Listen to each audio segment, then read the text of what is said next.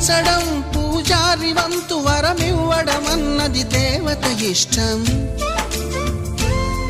ప్రేమించడం ప్రేమికుడి వంతు కరుణించడం అన్నది ప్రేయసి ఇష్టం.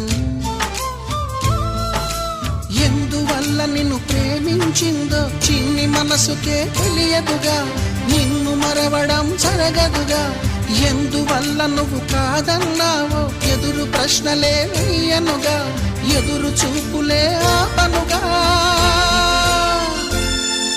ఏనాటికో ఒకనాటికి నీ ప్రేమ సాధిస్తా.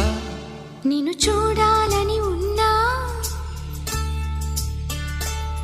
నిన్ను చూడాలని ఉన్నా.